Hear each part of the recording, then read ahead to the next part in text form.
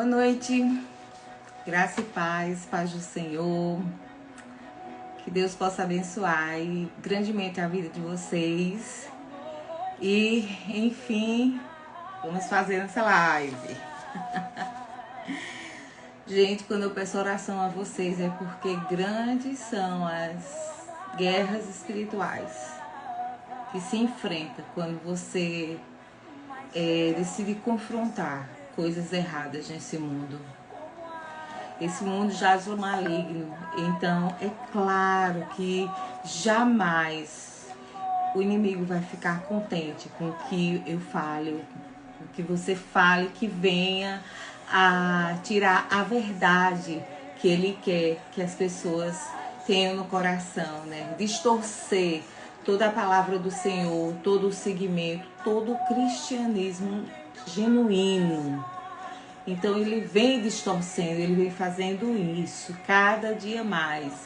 E o número de seguidores, o número de pessoas que ele vem alcançando em tantas, com falsos profetas, com tantas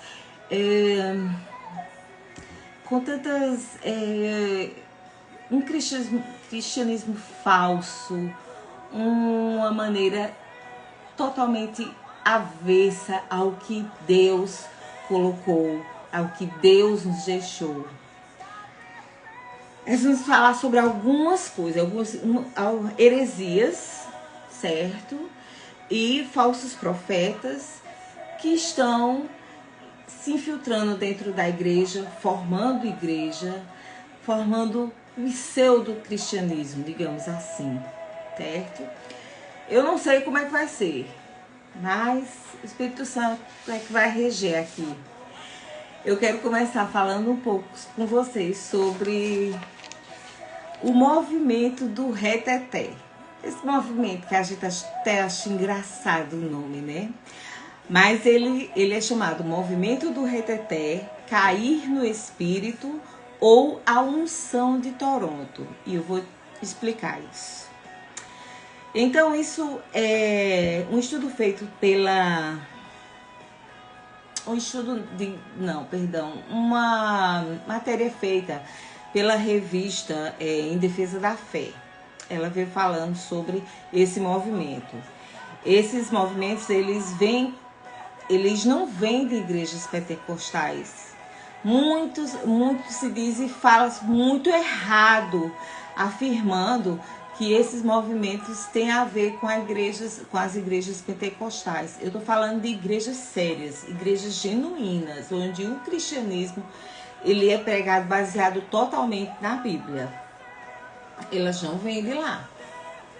Eles foram movimentos que foram pegando assim pontos dessas igrejas pela manifestação do Espírito Santo, pela defesa da manifestação do Espírito Santo, o que nós vemos quando Cristo já está em glória, já está subindo aos céus, está em despedida dos discípulos, né? E ele vai falando ali já nas nuvens, olha, eu estou indo para o Pai, mas eu vou deixar para vocês um Consolador. Aguardem, ele vai vir. E daí os discípulos começaram a pregar, mas também começaram a se reunir para buscar.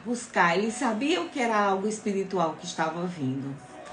E até que em Atos 2 nós vamos ver que ali no dia de Pentecostes estão todos reunidos num só lugar, adorando ao Senhor, clamando, e o Espírito Santo vem sobre a vida deles, como a palavra de Deus fala, como um vento impetuoso. Sabe, toda vez que eu estou pregando isso, eu fico imaginando assim, uma casa em que estão as portas fechadas, né? E esse vento chega, estão todos em oração, centrados em Cristo, e esse vento impetuoso vem e vai passando sobre cada um. E cada um que vai recebendo vai começando a falar, a ter um dom de línguas, a falar outras línguas, línguas de anjos e outras línguas também, como fala em Atos 2, né? E esse movimento do reteté, esse movimento do cair da unção, pega essa parte para criar, distorcer a palavra do Senhor, para melhor dizendo, né? Então esse movimento, ele não vem das igrejas pentecostais.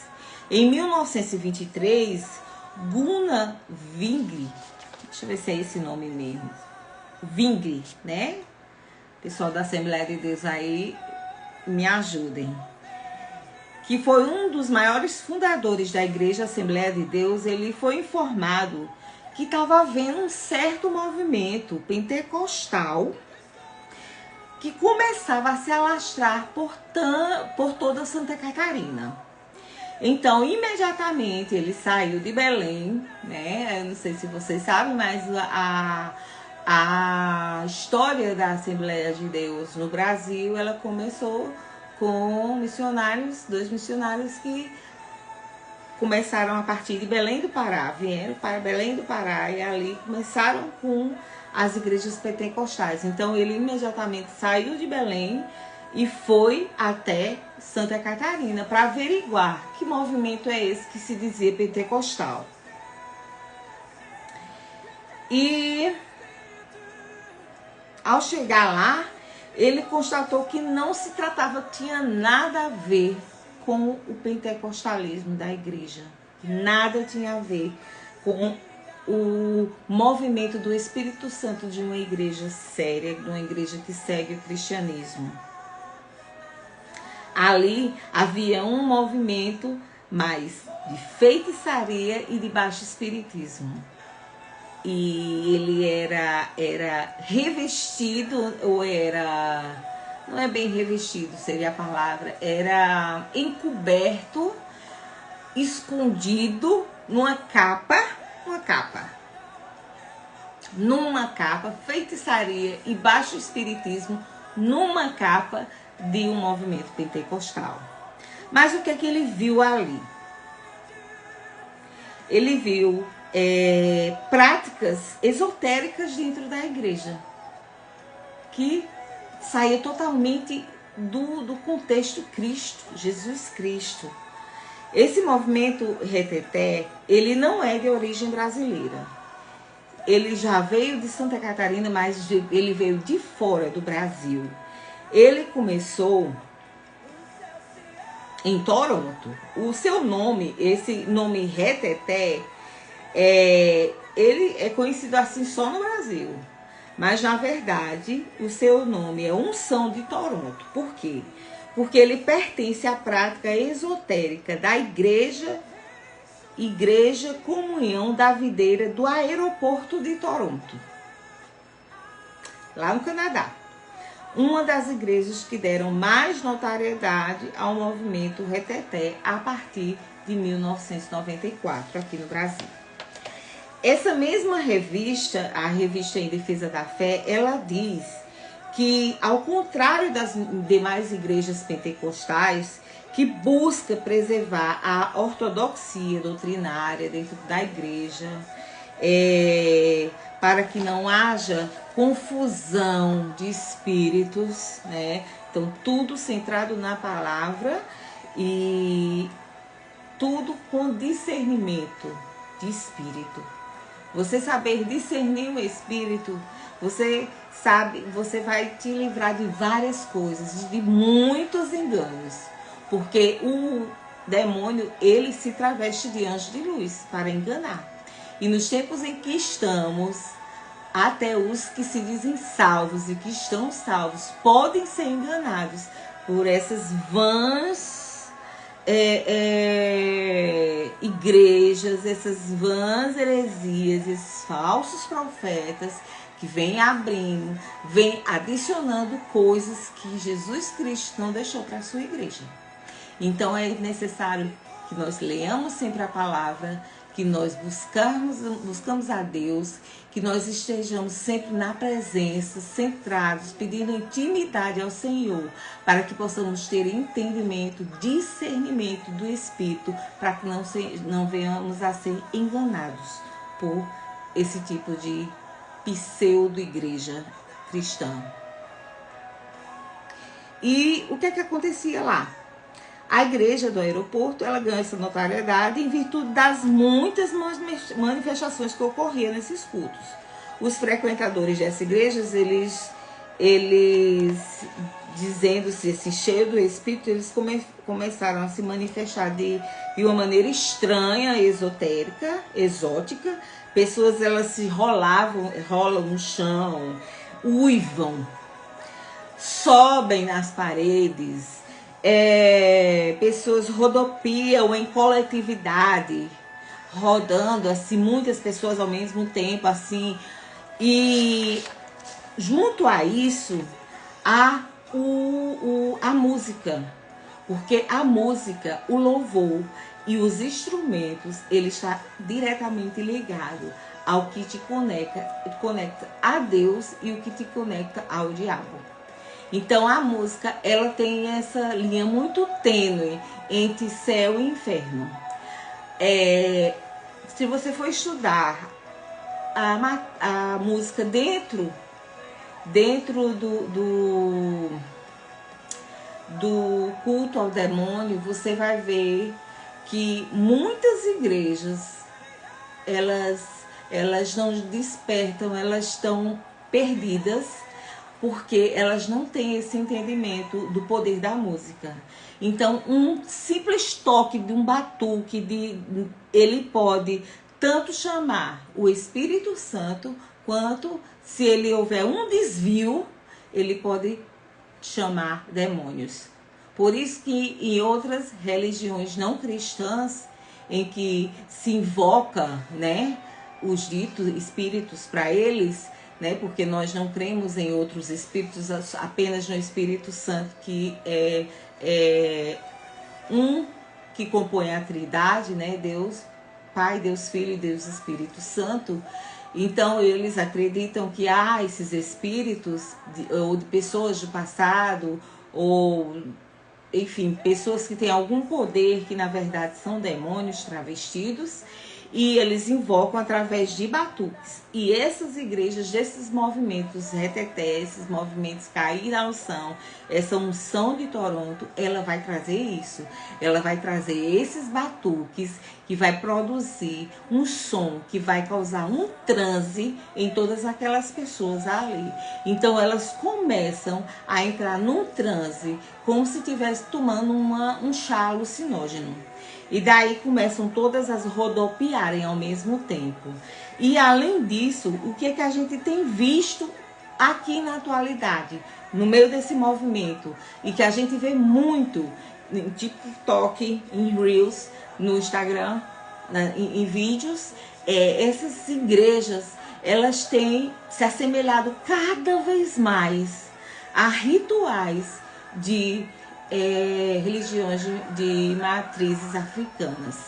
Então as pessoas se vestem com roupas semelhantes à mãe de santo, por exemplo.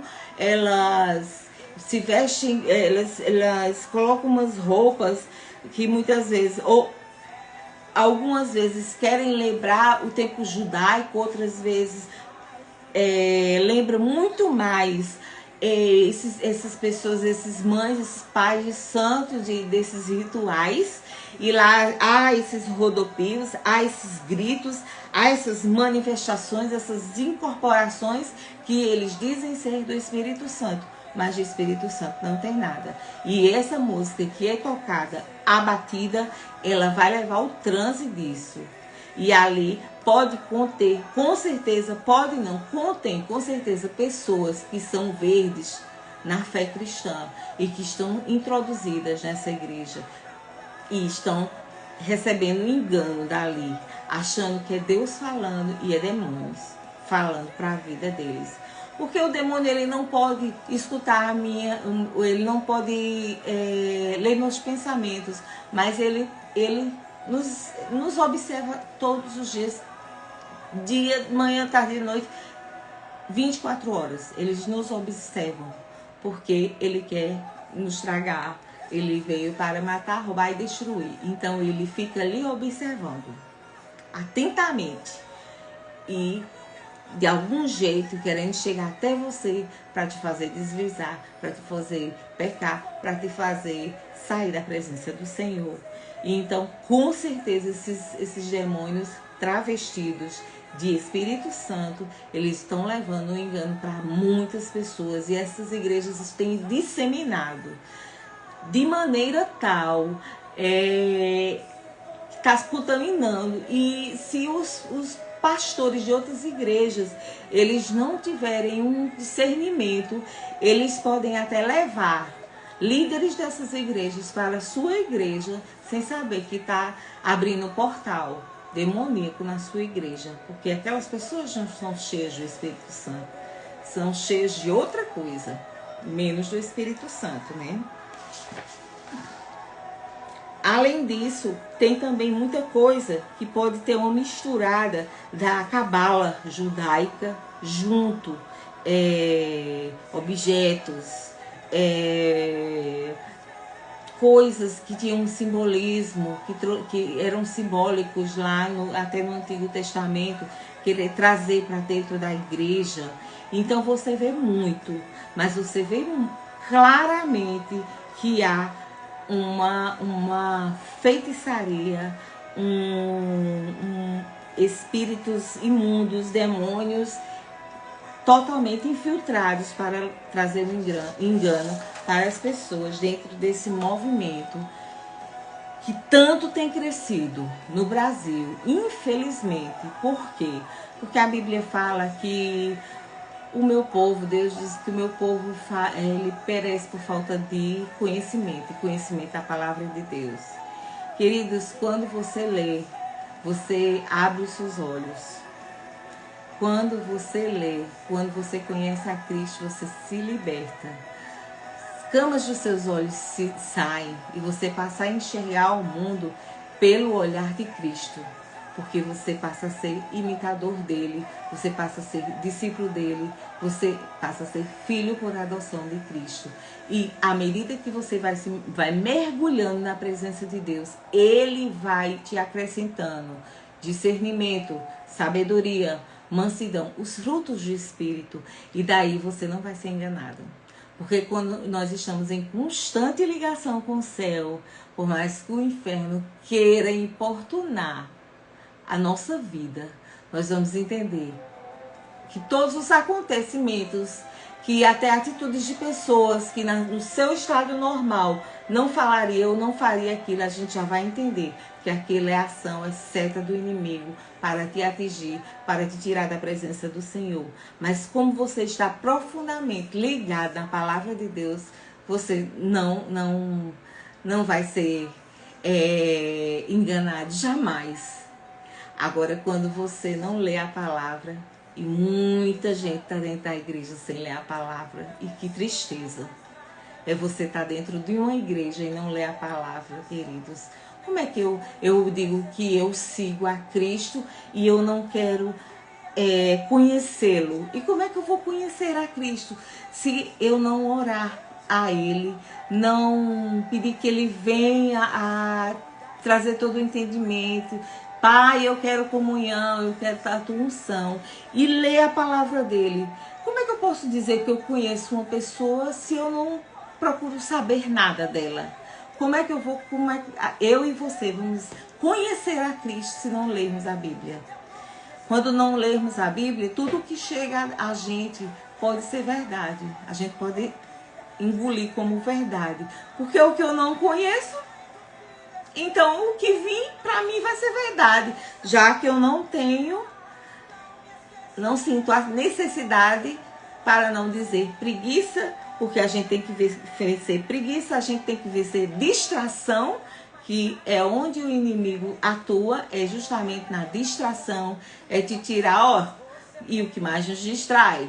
Internet, tecnologia, TV, séries, filme, né? Então tudo isso vai trazer uma distração. Então ele vai sempre colocar a distração para te tirar do foco, que é palavra, oração, busca, intercessão, adoração, louvor.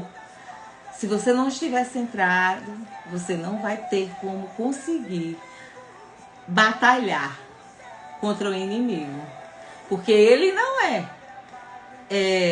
maior que o teu Deus. Não. E Deus, Jesus te deu a autoridade, a mim e a você, de repreendê-lo no nome dele. Mas para isso nós temos que buscar, porque se nós tentarmos enfrentar o inimigo sem termos autoridade, sem termos unção, esse demônio pode sair da pessoa que a gente está enfrentando e entrar na gente. Ou então trazer retaliações para a nossa vida, doenças, perdas das finanças, problemas de casamento, problema na família, enfim. É um inimigo, pode ser um gigante, pode ser milhares, mas se você tem Deus, está vivendo Deus, você vai vencê-los todos, na sabedoria, no discernimento, na mansidão, porque Deus vai te dar, na compreensão, na alegria, no amor, Deus vai te dar, Deus vai te preencher, porque isso são dádivas que Ele quer que você tenha, porque tendo esses frutos, você vai estar cada vez mais parecido com Ele. Amém? Vamos passar mais, senão a gente não vai ter tempo de tanta coisa. A teoria da prosperidade. Gente, quem nunca, hein, ouviu sobre essa teoria? Minha gente, tão quanto até a esse movimento reteté, essa teoria da prosperidade tem enganado muita gente. Por quê? Porque todo mundo almeja melhorar de vida, almeja alcançar um patamar melhor, almeja ter condições para dar conforto à sua família, para viver, para viajar, para comprar coisas, para ter imóveis, para ter coisas materiais. E Deus não proíbe isso de maneira alguma. Deus se alegra, porque Deus quer que nós sejamos abençoados aqui na terra. Porém, Ele não vai prometer que todos sejam ricos aqui na terra. Por quê? Porque o reino de Deus não é aqui na terra, é nos céus, queridos. Mas o que é que essa teoria da prosperidade ela vem dizer? Ela defende que todos os cristãos, eles foram criados por Deus para prosperar em todas as áreas da vida. Então, você não pode ter uma vida de sacrifício em nenhuma área da sua vida. Você tem que ser o cara.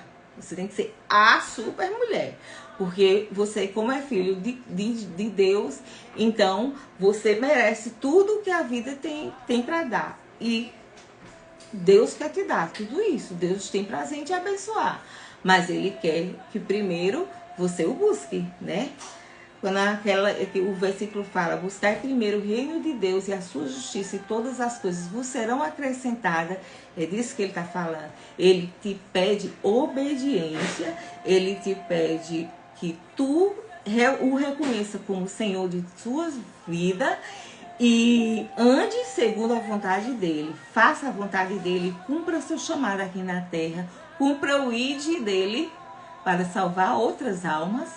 E daí, queridos, ele ama honrar a quem o honra, mas dizer que todos têm que ser ricos, todos merecem estar prósperos em toda a área.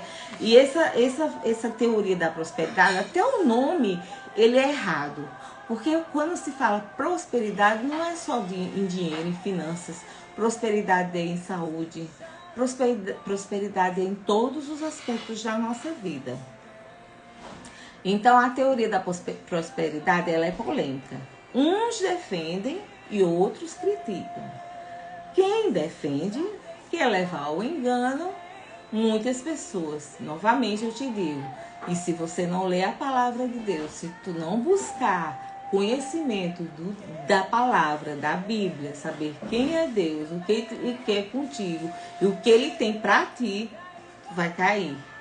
E nós vemos igrejas, né, verdadeiros, coisas gigantescas, né, que vão crescendo por causa de pessoas que, a partir dessa teoria da prosperidade pregada nessa igreja, vai ser pedido muito dinheiro, e daí é onde vem, tanto como o movimento Reteté, a teoria da prosperidade vai manchando quer manchar o cristianismo, porque quer trazer vergonha no meio dos cristãos, porque o mundo tá para te julgar. Eu acho que Billy Graham tem uma frase de Billy Graham que diz que você, como cristão, é a Bíblia que o mundo lê. Então o mundo te observa. Então ele vai te observar e o mundo geralmente vai, como é que se diz? Colocar todo mundo no bolo. Não, é porque os crentes só pensam em dinheiro, é porque pastor é ladrão. Quando você sabe e que você conhece a palavra, que você está no meio, está centrado, você sabe que não é assim. Porque eu mesmo poderia dizer de todas as outras religiões. Nada se faz sem dinheiro. Mas dizer que todo pastor é ladrão, que todo crente só pensa em dinheiro, então tá botando duas coisas diferentes no mesmo patamar, né? Ou é cristão ou é ladrão. Cristão, ladrão, não existe. A corrente doutrinária, ela defende que os cristãos foram criados por Deus para prosperar em todas as áreas da vida. Todo sofrimento é visto como falta de fé e falta de determinar a vitória. A palavra de Deus diz que nós devemos profetizar, porque daí vem a fé, mas eles deturpam a palavra do Senhor. Então Deus diz que tem que ter fé, porque sem fé é impossível agradar a Deus. Mas o que essa teoria mostra? Que se você não consegue adquirir um patamar de dinheiro, de recursos tal, é porque está faltando fé. É porque está faltando você declarar vitória. E não é assim. Não é assim. É você... A fé é aquilo que a gente a gente vê, a gente materializa, sem ainda ter. Então, as coisas que ainda não temos, mas que nós cremos e Deus nos prometeu que nos dará, então nós já nos agarramos naquela palavra do Senhor, porque Deus não é um homem para que minta, nem filho do homem para que se arrependa. Então, se Deus te prometeu, Ele cumpre. O que Deus te prometeu, Ele vai te dar. Ele vai te dar. Pode ter certeza disso. As promessas de Deus não voltam atrás. Mas, daí dizer que você não tem fé, porque você não está determinando vitória, que você não é rico porque você não está determinando vitória ou não tem fé, é mentira do diabo. Tudo o que passa da Bíblia é maldição, e maldição vem do diabo. Você não pode ficar doente, porque indica que é uma falta de fé em Deus. Ela prega principalmente na riqueza material. E daí o que a gente vai ver? Os coaches cristãos. Aqueles que querem levar a um enriquecimento, né? Você tem que ser rico, é uma pregação só voltada para isso. E vai ter outra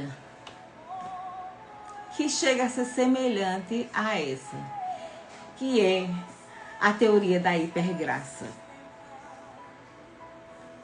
A teoria da hipergraça, o que ela vai dizer? Ela vai dizer que se Jesus morreu na cruz para me salvar e te salvar, nós já estamos salvos, independente do que nós façamos aqui na terra. E se nós estamos no tempo da graça, já passamos do tempo da lei, que era o Velho Testamento, estamos no tempo da graça, que é Jesus, então nós não precisamos nos transformar. Nós podemos viver como nós somos. Que Jesus vai nos aceitar da maneira que nós somos. É essa a teoria da hipergraça. Aparentando ser uma descoberta teológica moderna e uma visão bíblica libertária para o cristão do século XXI, vem infiltrando um movimento da hipergraça, propondo-nos mais uma aparente novidade heterodoxa para a igreja. Os ensinamentos e mensagens dos mestres e arautos aderentes a essa disfunção teológica, eles baseiam-se em uma visão de que Deus não pune ninguém. Tá? Você vem como está e permanece como está. Mas é assim que a palavra de Deus fala? Não. Jesus disse, vem como está. Ó, vem. Se você está viciado em drogas, em bebida, em álcool, se você está no engano do homossexualismo, se você é um ladrão, se você é um assassino, se você é um estuprador, não importa, venha como está, que eu te receberei. Mas Jesus disse, não, Jesus jamais disse, permaneça como está. Não, queridos. Para nós alcançarmos a salvação, a santificação, precisa que haja arrependimento de pecados e mudança de comportamento. Esse é o verdadeiro cristianismo. Arrependimento. Aquilo que eu fazia, eu não faço mais. Mas é o homem que vai que vai me convencer? Não. É o Espírito Santo de Deus que na medida que eu me arrependo, que decido abandonar tudo, porque eu preciso de Cristo e não há outro caminho, porque o único caminho é Cristo. Então, o Espírito Santo passa a ser morada dentro da gente. E ele vai nos convencendo do que é bom, do que é mal. E ele vai nos moldando como um vaso. Por isso que a palavra do Senhor fala tanto em ser um vaso moldado. Porque é Cristo, é o Espírito Santo que vai te moldando para que você, até que você seja um vaso perfeito nas mãos do oleiro. Não uma perfeição total, sem pecados. A gente não tem como viver sem pecado, sem uma falha. Mas nós temos o Espírito Santo. Então, a gente falha, mas o Espírito Santo... Isso aí tá errado. Você não pode fazer isso. Você não é aquela pessoa do passado. Você agora... você é meu templo. Você não pode agir dessa maneira, você não pode dizer isso, você não pode pensar isso, você não pode ver isso, você não pode escutar isso. Deus, ele não divide honra com nada. Nada, absolutamente nada. Nada que possa se tornar idolatria, Deus na tua vida. Nada que possa te desviar do caminho dele. E é o Espírito Santo que vai te convencendo e vai tirando tudo que o velho homem tinha dentro dele, o orgulho, a soberba, enfim, o egoísmo, a mentira, os desejos carnais, a pornografia. Ele vai te limpando, porque ele quer te usar. Ele precisa te limpar, vai te usar e tu vai ser testemunha para outras pessoas, porque a tua fraqueza vai ser onde ele vai utilizar para que tu levante pessoas que tenham a mesma fraqueza que você tinha no passado. Mas na teoria da hipergraça, não precisa disso. Você pode ficar aí do jeito que você tá. Por quê? Porque nós estamos na era da politicamente correto, nós não podemos falar a verdade, a gente precisa estar passando a mão, amaciando o ego das pessoas, só que a gente está levando as pessoas ao inferno e Jesus vai cobrar de mim, de você, se você fizer isso. Se eu não te confrontar com amor, claro, sem agressividade. Mas se eu não te mostro que tu tá errado, que tu tá indo com um caminho que vai te desviar do caminho que te leva ao céu, então Deus vai cobrar de mim. Porque eu te levando para o inferno. E aí? Qual é o preço de uma alma? Tem preço uma alma? Tua vida tem preço? A tua eternidade, onde tu vai passar, tem preço? Então é isso. Não há preço numa alma. Não há preço numa vida perdida. Então nós temos que ter muito discernimento a quem nós estamos ouvindo, quem nós estamos seguindo, o que aquela pessoa está querendo falar, espíritos enganosos, se passando pelo Espírito Santo, se passando por homens de Deus e mulheres de Deus, para trazer, para encher uma igreja, porque o importante é ter uma igreja cheia, em que vai me fazer ter evidência nas redes sociais, me vai fazer famoso e que vai lucrar. Mas de Deus ali não tem nada. Então, muito cuidado. Não tem hipergraça, tem arrependimento e mudança. Outra coisa. Igreja inclusiva. Que esse nome inclusivo, na verdade, ele é totalmente errado. Ele está sendo colocado totalmente errôneo. Porque deveria ser igreja permissiva. Porque inclusão quer dizer que aquela igreja, ela abraça todos. É como Jesus diz, vem como está. E a igreja cristã, verdadeiramente, que segue a Cristo, ela tem que ser essa igreja que diz, venha como está. Venha, porque aqui o trabalhar vai ser do Espírito Santo na sua vida. Então, esse nome inclusive está errado para o que essas pessoas colocaram. Então, o que é que essa igreja inclusive ela quer colocar como normal? Ela quer abraçar o pecado da homossexualidade. Queridos, Deus não odeia o homossexual. Ele odeia a prática da homossexualidade. Ele ama o homossexual, aquela pessoa que está com aquele confundida e com práticas errôneas, práticas que são abomináveis. A palavra de Deus diz. Não tem o que se tirar. Quando a pessoa diz não, porque a gente não pode mais, a Bíblia tem que ser atualizada porque são outros tempos. A palavra de Deus é a mesma ontem, hoje, eternamente, e ela se atualiza.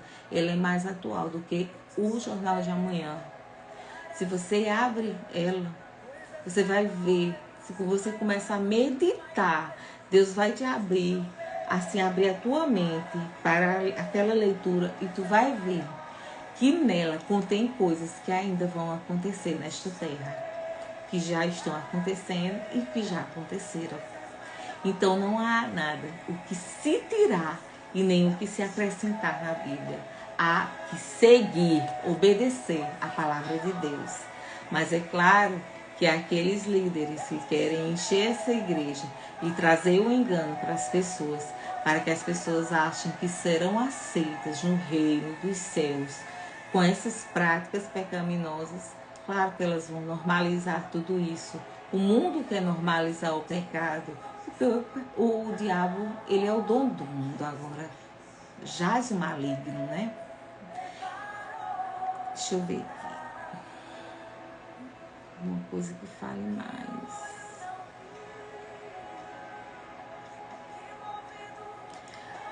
O evangelho ele não pode ser diluído, negociado ou alterado, e por mais bizarro que pareça ser, ele não pode ser atualizado. Nós é que precisamos voltar ao lugar da origem. Né? A permissividade ela não caracteriza o amor ao próximo. Vou dizer aquela pessoa que ela tem que sair daquelas práticas, eu não estou amando ela não, eu estou levando ela para o inferno. Você está sendo cúmplice com os erros, com os pecados daquelas pessoas, porque nós fomos chamados para amar. E é porque amamos que não podemos compactuar com aquilo que Deus não aceita, que totalmente tira do padrão de Deus. Gênesis diz que quando Deus fala e criou Deus o homem e mulher criou, a nossa imagem e semelhança. Então ele deixa muito claro, homem e mulher, Deus criou, porque ali era a base da família, é esse padrão de família. Não mudou porque o tempo passou, porque os anos se passaram, não. A base de Deus continua sendo homem com mulher. Olha, Romanos, no capítulo 1, versículo 26 e 27, vai nos dizer: por causa disso, Deus os entregou a paixões vergonhosas. Até suas mulheres trocaram suas relações sexuais naturais por outras contrárias à natureza. Da mesma forma, os homens também abandonaram as relações naturais com as mulheres e se inflamaram de paixão uns pelos outros. Começaram a cometer atos indecentes, homens com homens, e receberam em si mesmo o castigo merecido pela sua perversão. Prostituição, homossexualismo, embriaguez, e para mim, assim, eu diria não só embriaguez, eu diria até bebedeira, né? Que é um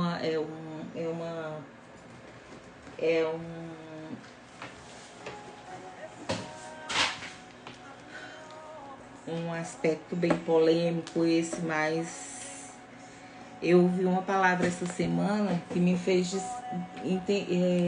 entender, aceitar, assim, fica bem claro que é aquilo que eu penso a respeito da bebida, né? Até porque eu sei o que é ser escrava da bebida. Se as leis de trânsito do homem deixaram um teor tão mínimo quando no bafômetro, e que se passar daquele teor mínimo, é considerado embriaguez, então por que a gente normaliza tanto?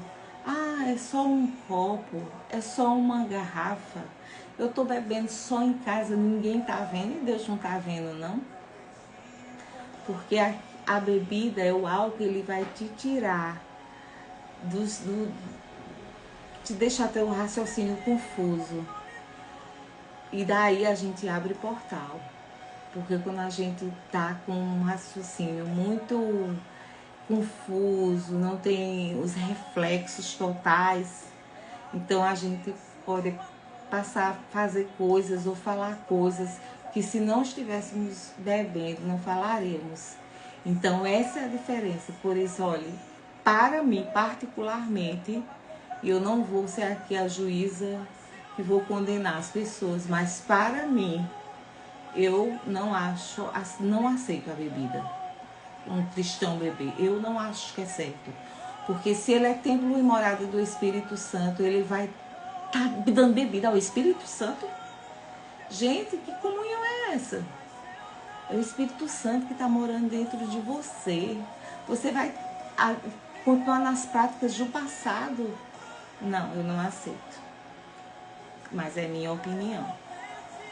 E não vou olhar com outro olhar quem toma uma taça e tal. Cada um responde por si, porque a salvação é individual. Mas há coisas, pecados claros na Bíblia que Deus abomina. E a embriaguez é um deles. E os falsos profetas, quem seriam eles? Esses falsos profetas são justamente essas pessoas. São todas aquelas pessoas, aqueles líderes que eles tentam colocar dentro da igreja, dentro dos templos. Amor, faz um favor pra mim. Bota aqui pra carregar. Rápido, que eu acho que vai descarregar. Que querem introduzir dentro da igreja práticas que nada tem a ver com o cristianismo. Jeremias 23 e 32, ele diz: sim, estou contra os que profetizam sonhos falsos, declara o Senhor. Eles os relatam e com as suas mentiras irresponsáveis desviam o meu povo. Eu não os enviarei, nem os autorizei, e eles não trazem benefício algum a este povo, declara o Senhor. A Bíblia ela vai contar sobre alguns falsos profetas. Eles eram sempre bem recebidos pelo povo, porque eles diziam que o povo queria ouvir, né? Os falsos profetas, eles se opõem aos verdadeiros profetas, porque os verdadeiros profetas confrontam o pecado do outro. Os falsos, não, normalizam. Como todas essas teorias que eu citei aqui, né? Então, é isso que vai diferir, vai levar o povo a desobedecer a Deus. Jesus avisou que nos últimos dias iam surgir muitos falsos profetas e que poderiam enganar até os cristãos. Em Mateus 24, versículo 24 e 25 diz: pois aparecerão falsos cristos e falsos profetas que realizarão grandes sinais e maravilhas para, se possível, enganar até os eleitos. Vejam que eu os avisei antecipadamente. Olha assim, Deus mostra em cada pedaço da Bíblia. Tudo o que aconteceu, acontece e acontecerá. 1 Coríntios 14, 29.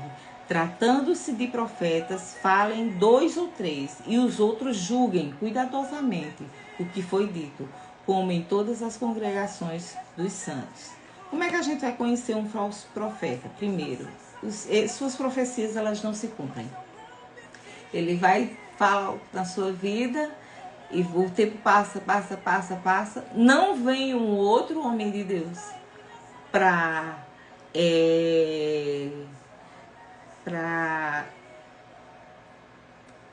como é que eu posso dizer? Para novamente dizer, repetir como verdadeira. Não, vai acontecer para reafirmar aquela profecia. Pronto, essa palavra, reafirmar. Por isso que a palavra de Deus diz que tenham 2 ou 3, porque um fala, e que tenha outros em outros locais que você foi, que reafirmem a mesma coisa. Aí confie.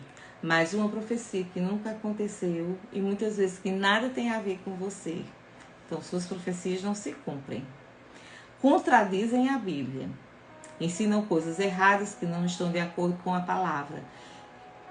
Muitos falsos profetas eles distorcem a palavra de Deus, né? Causam problemas, provocam divisões, controvérsias, contendas entre os irmãos. A gente pode chamar isso aí também.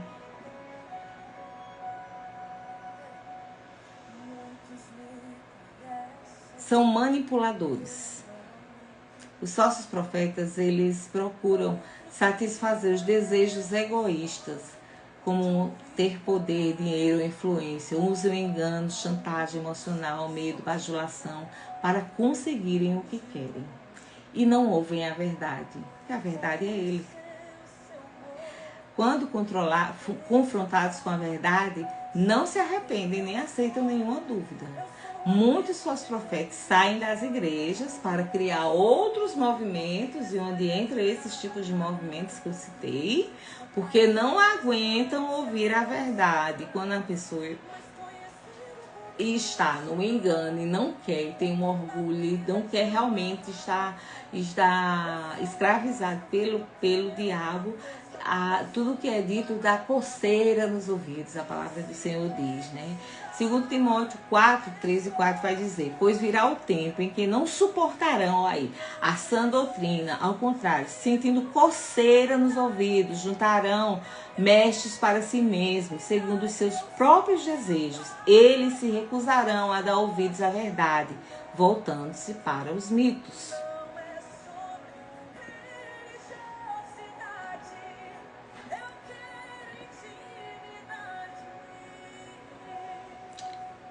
Pensei que tinha mais alguma coisa.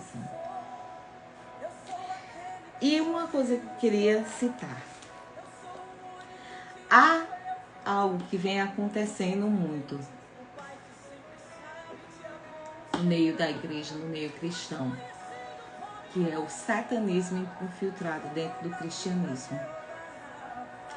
Nos Estados Unidos, o satanismo ele já é uma religião oficial lá e de muita força. E eles são ensinados, sim, a se infiltrar para enganar pessoas. E os alvos mais atuais agora têm sido a igreja, o cristianismo. Eles entram, você não, nem se preocupe que você não vai encontrar eles com todo de preto, com um crucifixo invertido, todo estranho, não. Eles vão aparentar cristãos.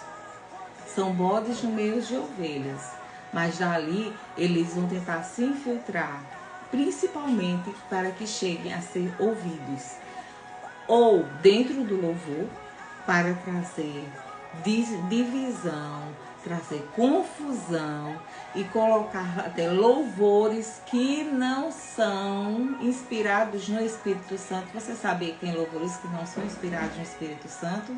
Por isso que eu falei que a música é uma coisa muito séria. Então pode ser infiltrados no louvor, eles podem se infiltrar até chegarem no altar para pregar. E interessante que eu quero trazer para vocês, que eu tinha visto, eu acho que alguns de vocês já podem ter visto também a internet mostrando uma plataforma onde é uma discussão sobre os satanistas e eles falando de estratégias que eles estavam fazendo para entrar na igreja. E uma moça, gente, ela parecia ser uma crente da Assembleia de Deus, mas não tô diminuindo a Assembleia, não, pelos usos e costumes. Que nem aqui, eu sei que tem a maioria das assembleias já estão mais, sem tantos usos e costumes, né? Já estão mais abertas a isso. Mas assim, tipo uma igreja que não pode nem cortar o cabelo, nem se maquiar. A mulher parecia, não tinha quem dizer que aquela mulher era uma satanista. E ela ali, muito plena, ela contando como ela fazia para entrar na igreja. Ela começava a ir para a igreja, ela fazia amizade, um anjo, né? Porque o demônio se traveste de anjo de luz. E dali até ela chegar a ser a professora da escolinha das crianças. Porque o alvo principal são nossas crianças, vocês têm visto. E ali começa a introduzir ensinamentos totalmente diferentes, totalmente distorcidos da palavra de Deus. E a criança ela está num momento de absorção. E uma pessoa que vai toda vez injetando enganos, né? E chega um momento que aquela própria criança vai confrontar os pais, porque vai acreditar mais naquela tia da escola dominical ou da escolinha do culto à noite, ou enfim, da escolinha da igreja, do que até a própria família. Então, Satanás, o diabo, ele não tem brincado de ser diabo, não. A gente muitas vezes brinca de ser cristão, mas ele continua com as suas armas poderosíssimas, os seus demônios, dia e noite, batalhando para tragar a minha e a tua vida. Então alerta, viu? Alerta e procura conhecer mais a Cristo, porque o engano vai vir de uma maneira que você vai achar ser verdade. E se não tiver o profundo conhecimento, cai no engano e vai parecer verdade. Vai ter toda a característica de verdade, mas vai ter um desvio que vai ser o engano. Então é isso, queridos. Heresia é um ensino falso, né? São doutrinas que não são bíblicas, são distorções da doutrina bíblica. A seita, ela vai ser esse grupo de pessoas que ensinam as heresias. O que contém essas heresias? Elas adicionam coisas à palavra do Senhor, tira ou omite as coisas da Bíblia, pegar um versículo isolado e colocar como verdade, né? Então, ele tira do contexto. Um texto fora de contexto vira pretexto, né? Para heresia. Porque se eu pego só um pequeno parte, uma frase, e tomo aquilo como verdade, para o bem ou para o mal, e se eu não leio todo o contexto para entender o que aquele texto está falando, então eu posso distorcer toda a palavra do Senhor. Né? Como dizer que João Batista é a reencarnação de Elias. Esse tipo de coisa. Se eu tiro dentro do contexto, eu vou olhar para você e vou dizer: não se preocupe não, porque Jesus é só amor, Jesus é puro amor, Jesus é amor. Mas que mais amor ele poderia dar que morrer por mim e por você? Mas Jesus é um justo juiz, viu? Ele é amor, mas foi na Bíblia quem mais falou de inferno foi Jesus. E quando ele morreu, ele fez uma visita ao inferno para exortar ali, ó, dizer que ele é o caminho. E naqueles 3 dias que o corpo estava ali, o espírito foi fazer uma visita ao inferno. E ele confrontou muitos falsos profetas, muitos fariseus, e mostrou claramente em vários versículos, vários capítulos da Bíblia. Então, quando a pessoa abre a boca e diz, não, porque Jesus é amor, Jesus não odeia, não tem rancor, não tem isso não, Jesus só ama. Então, você não está lendo a Bíblia não, porque se você lesse, você ia ver que quem mais falou do inferno, de ir para o inferno e de arrepender-se, foi Jesus. Mas é isso que as heresias e as seitas querem colocar, que Jesus é só amor. Eles multiplicam, eles fazem interpretações extremistas, dando importância demasiada a alguns assuntos de seu interesse. Sempre é ligado àquele pecado que você está vivendo, que você quer enganar e trazer uma certeza ao coração dos outros.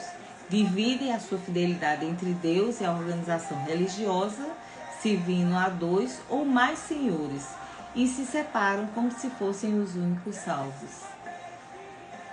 Há muitas igrejas assim. Eles são os únicos que vão para os céus, eles são os únicos salvos. Isso é religiosidade. Nós não podemos e vivemos na religiosidade. Nós temos que viver no cristianismo. Queridos, eu termino aqui. Eu poderia falar muito mais, mas aí eu passar a noite.